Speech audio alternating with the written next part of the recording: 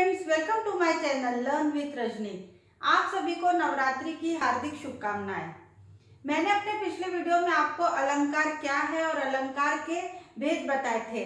थोड़ा सा हम देख लेते हैं कि अलंकार क्या है।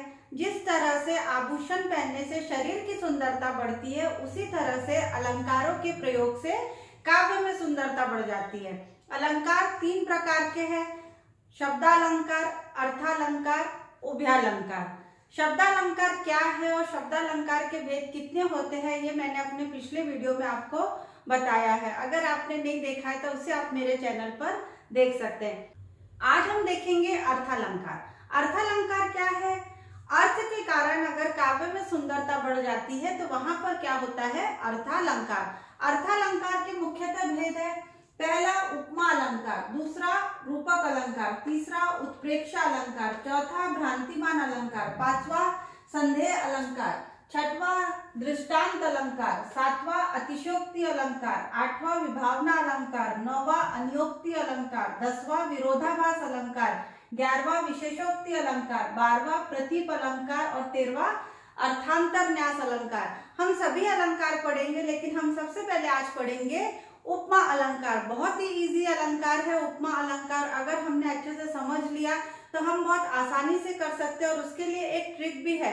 अगर हमें किसी भी लाइन में समझ में नहीं आ रहा, कोई पंक्ति दी गई है और उसका अर्थ समझ नहीं आ रहा है और हम समझ नहीं पा रहे कि यहाँ पर कौन सा अलंकार है, लेकिन जो मैं आपको ट्रिक बताऊंगी उसकी मदद से आप आसानी से समझ जाओगे कि ये उपमा अलंकार है। ओके, उपमा अलंकार क्या होता है? उपमा का मतलब क्या होता है? तुलना। जब किसी व्यक्ति या वस्तु की तुलना दूसरे व्यक्ति या वस्तु से की जाती है तो वहां पर क्या होता है? उपमा अलंकार होता है। एग्जाम में हमें उपमा अलंकार की परिभाषा और उसके उदाहरण भी पूछे जाते हैं, इसलिए मैंने पीडीएफ दिया है जिसमें मैंने उपमा अलंकार की परिभाषा और कुछ उदाहरण भी दिए हैं, जिससे कि आपको अच्छे से कंसेप्ट क्लियर हो जाएगा।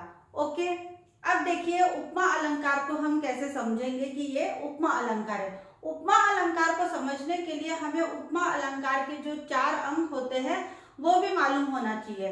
कौन से 4 अंग है? 4 अंग यहाँ मैं लिख देती हूँ। कौन से 4 अंग होते हैं उपमा अलंकार के? उपमेय, उपमान, साधारण धर्म और वाचक शब्द। इन्हीं 4 अंगों के आधार पर उपमा अलंकार के 3 भेद भी होते हैं। इसे हम आगे पढ़ेंगे।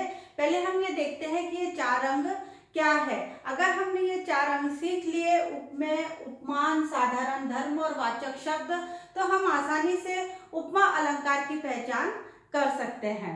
देखिए, उपमेय का मतलब क्या होता है? जिसकी तुलना की जाती है।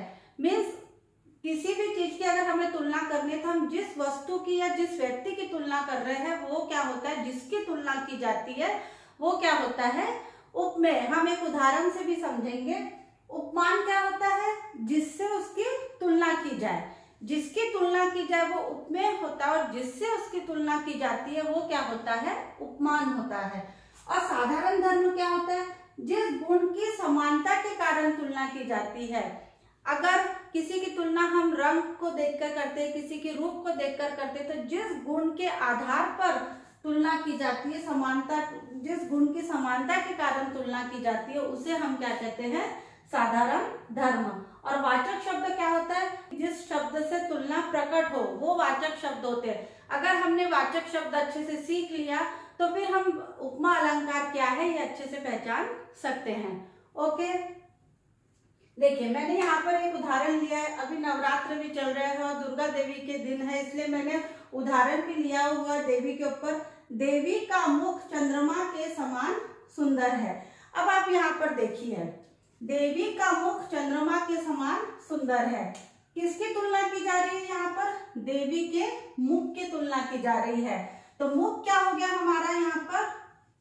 उपमेय, क्योंकि देवी के मुख की तुलना की जा रही है तो मुख क्या हुआ हमारा यहाँ पर? उपमेय। फिर क्या है? उपमान, जिससे तुलना की जा रही है। किससे तुलना की जा रही है? चंद्रमा से की जा रही है। तो चंद्रमा क्या हो गया हमारा? उपमान। साधारण धर्म क्या है? यहाँ पर जिस गुण की समानता के कारण तुलना हो। तो यहाँ पर सुंदरता के कारण तुलना की जा रही है, तो वो क्या हो गया हमारा? साधारण धर्म।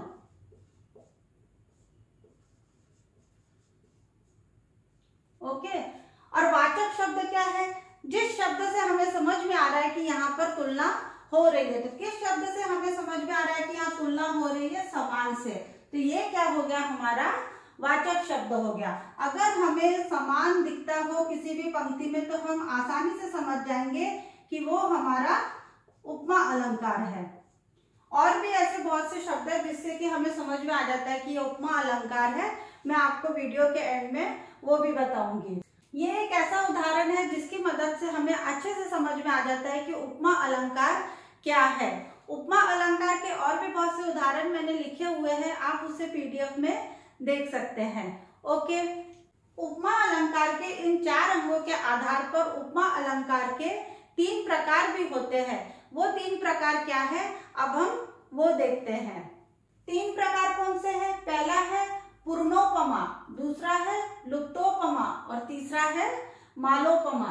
पूर्णोपमा अलंकार, इसमें क्या होता है? उपमा अलंकार के जो हमने 4 अंग अभी पढ़े, उपमेय, उपमान, साधारण धर्म और वाचक शब्द, अगर ये चारों अंग हो तो वो क्या होता है? पूर्णोपमा अलंकार। लुप्तोपमा अलंकार क्या होता है? उसमें क्या होता है? एक या फिर उससे भी अधिक अंग, मतलब 1 अंग या 2 अंग या 3 अंग का भी अभाव होता है, तो वो क्या होता है? हमारा लुप्तोपमा अलंकार। देखिए लुप्त, उससे ही समझ में आ रहा है कि इसमें किसी का अभाव है। तो अगर किसी अंग का अभाव होता है तो वो क्या होता है? हमारा लुप्तोपमा अलंकार। और मालोपमा अलंकार क्या होता है? एक ही उपमेय के अनेक उपमान दिए जाते हैं। देखिए इसको हम उदाहरण से समझते हैं जिससे आपको अच्छे से समझ में आ जाएगा ये तीनों प्रकार। तो पहला देखिए आप, पूर्णोपमा का उदाहरण मैंने यहाँ लिखा है, प्रातः नभता बहुत नीला शंख जैसा। आप यहाँ पर देखिए उपमा अलंकार के चारों अंग है। यहाँ पर प्रातः क्या है?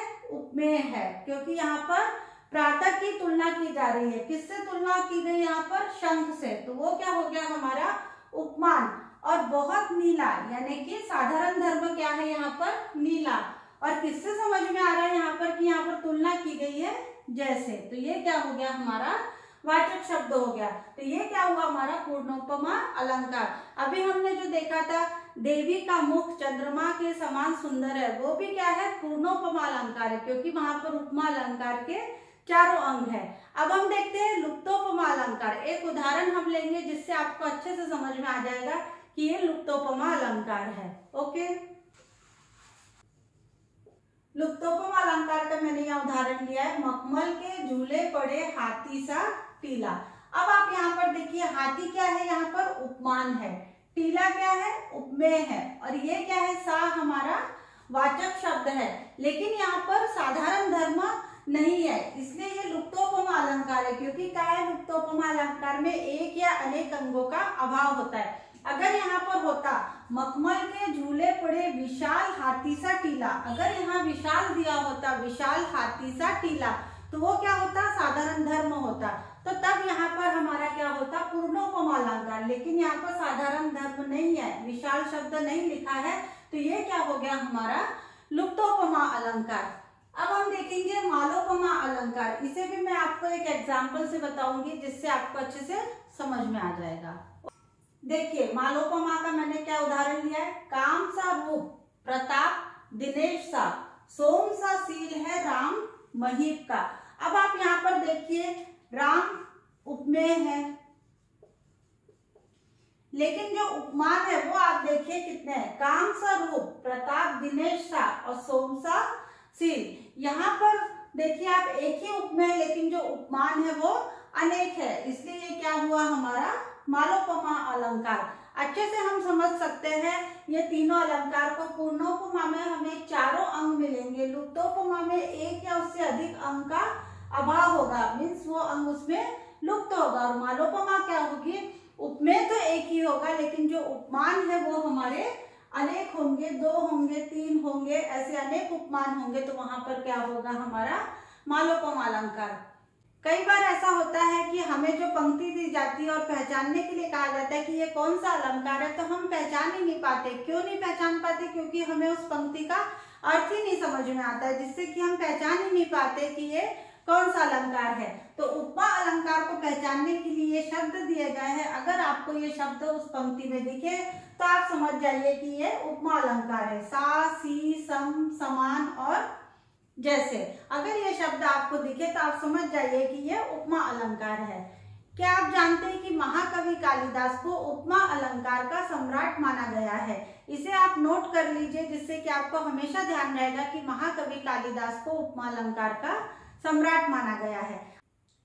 आज मैंने आपको उपमा अलंकार क्या है और उपमा अलंकार के कितने भेद होते हैं ये बताया है। अगले वीडियो में हम दूसरे अलंकार देखेंगे। तब तक आप मेरे इस वीडियो को लाइक शेयर कीजिए और मेरे चैनल लर्न विद रजनी को सब्सक्राइब भी कीजिए। मेरे चैनल पर आप वैदिक मैथ्स और संस्कृत व्याकरण की भी वीडियो देख सकते हैं। मिलते हैं फिर अगले वीडियो में, और फिर से एक बार आप सभी को नवरात्रि की हार्दिक शुभकामनाएं।